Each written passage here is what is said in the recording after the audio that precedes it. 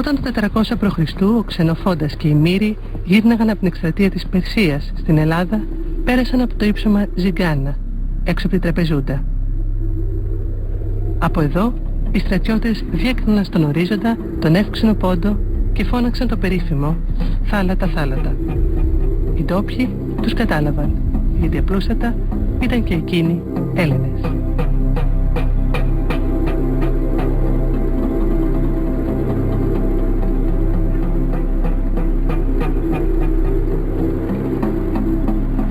Ξεκινάμε το οδηπορικό από εδώ, από την Τραπεζούντα, το βασίλειο των Κομνηνών, εδώ που για αιώνες έζησε και άνθησε ένα από τα πιο σημαντικά κομμάτια του ελληνισμού. Θα παρακολουθήσουμε την συγκινητική τους πορεία μέσα στον χρόνο, μέχρι τη γενοκτονία και τον αφανισμό τους.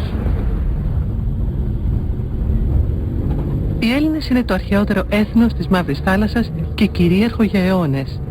Είναι εδώ, στην Τραπεζούντα, που δημιουργείται το 1204 από τη Βυζαντινή δυναστεία των Κομνηνών το ανατολικότερο ελληνικό κράτος, η Αυτοκρατορία της Τραπεζούντας. Ανάμεσα σε χαμόσπιτα και χαλάσματα βλέπει κανείς και σήμερα τα τείχη της πόλης των Κομνηνών, αλλά και τις βυζαντινές εκκλησίες. Τη Μονή της Αγίας Σοφίας, αλλά και το πιο φημισμένο μνημείο της περίοδου, το εντυπωσιακό μοναστήρι της Παναγιάς Σουμελά. Στο μοναστήρι ανεβήκαμε ένα χιονισμένο πρωινό μαζί με τον Τάσο Τέλογλου για να το θαυμάσουμε.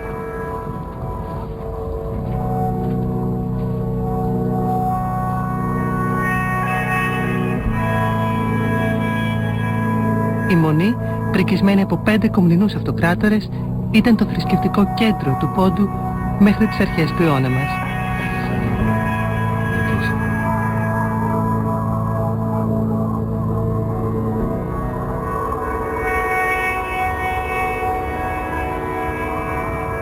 Η Αυτοκρατορία της Τραπεζούντας θα πέσει στους Οθωμανούς μετά την Κωνσταντινούπολη, το 1461. Ο τελευταίος αυτοκράτορας, ο Δαβίδ Κομνηνός, θα παραδώσει ουσιαστικά την Τραπεζούντα στους Οθωμανούς.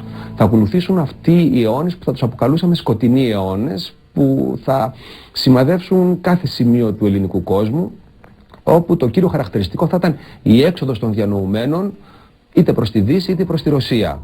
Τότε είναι που οι Έλληνες του Πόντου θα αναγκαστούν για να επιβιώσουν να εξισλαμιστούν. Οι ελληνόφωνοι πληθυσμοί που θα συναντήσουν οι φάκελοι λίγο αργότερα στον Πόντο είναι οι απόγονοι των Ελλήνων που εξισλαμίστηκαν στα τέλη του 17ου αιώνα. Ο εξισλαμισμός θα δημιουργήσει και το άγνωστο στους περισσότερους φαινόμενο του κρυπτοχριστιανισμού στον Πόντο. Μέσα από την καταπίεση οι ντόπιοι πληθυσμοί επέλεξαν αυτόν τον ενδιάμεσο δρόμο. Φαινομενικά να είναι Μωαμεθανοί, πήραν μωαμεθανικά ονόματα, διατήρησαν όμως κρυφά την πίστη τους, τη χριστιανική και τα χριστιανικά τους ονόματα. Όλες οι εκκλησίες της περιοχής μετατρέπονται σε τζαμιά με την αρχιτεκτονική προσθήκη ενός μιναρέ δίπλα στο Βυζαντινό μνημείο. Έτσι, ο ναός του Πολιούχου της Τραπεζούντας, του Αγίου Ευγένιου, είναι σήμερα το Γενή Τζουμά Τζαμί.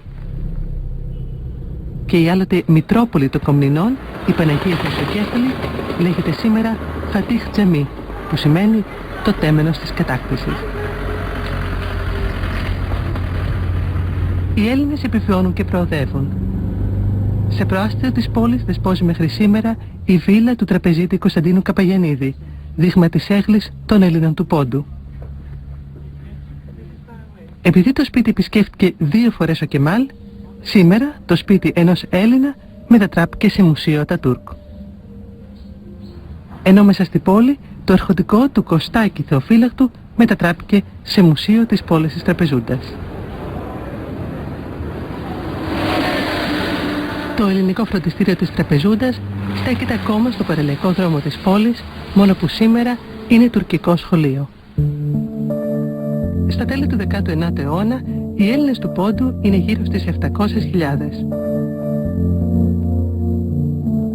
Παρατηρούμε ότι ενώ οι τουριστικοί οδηγοί της πόλης διαφημίζουν ως αξιοθέατα μόνο τα ελληνικά και βυζαντινά μνημεία, μέσα στα κείμενα δεν διαβάζουμε πουθενά τη λέξη ελληνικό ή Έλληνας. Η πρώτη απόφαση των διωγμών των Ελλήνων από τη Μικρά Ασία πάρθηκε από τους Νεότουρκους το 1911. τότε είναι που στέλνουν τους χριστιανούς για να τους εξοντώσουν στα λεγόμενα τάγματα εργασίας. Είναι η πρώτη απόφαση μιας συντεταγμένης εξουσίας να εξοντώσει μια ομάδα πληθυσμού στη βάση της διαφορετικής πολιτισμικής πραγματικότητας. Οι χριστιανοί λοιπόν θα πρέπει να εξοντωθούν γιατί θεωρήθηκαν μη αφομοιώσιμοι από τον τουρκικό εθνικισμό. Αυτή είναι η βασική πολιτική γραμμή. Τους χριστιανούς σε αυτή την περίοδο τους μάζευαν και δεν τους έδιναν όπλο, αλλά τους βάζανε να κάνουν αναγκαστικά έργα στο χτίσιμο δρόμων. Αλλά και οι συνθήκες ήταν τρομερές, με ανηλαίητο ξύλο και με διατροφή χαμηλού επίπεδου, οπότε όλοι αντιληφθήκαν ότι εδώ πάμε για θάνατο. Μπορούσε να πληρώσει το πετέλι, που έλεγαν πετέλι είναι κεφαλικό φόρο που λένε. Εμείς εδώ λέμε κεφαλικό φόρο και εδώ λέμε πετέλι. Αν δεν πλήρωνε 40 λίρες σε Αθήνα, ο πατέρας μου λέει θα τους πληρώσω ούτε ένα γορόσι. Θα πάω και θα γυρίσω. Πήρε και τις λίρες μαζί του, πάει και οι λίρες, πάνε και εκείνος και πάνε και όλα μαζί. Πολλοί υποψήφοι για τα τάγματα λιποτακτούν και φεύγουν αντάρτες στα βουνά. Το αντάρτικο στον πόντο είναι ένα αντάρτικο αντίστασης στα μέτρα τα γενοκτονικά. Δεν είναι ένοπλες με την λογική που θέλουν να παρουσιάσουν οι Τούρκοι ιστορικοί για να δικαιολογήσουν τα εγκλήματα που διέπραξαν. Το αντάρτικο του πόντου είναι αντάρτικο σωτηρίας.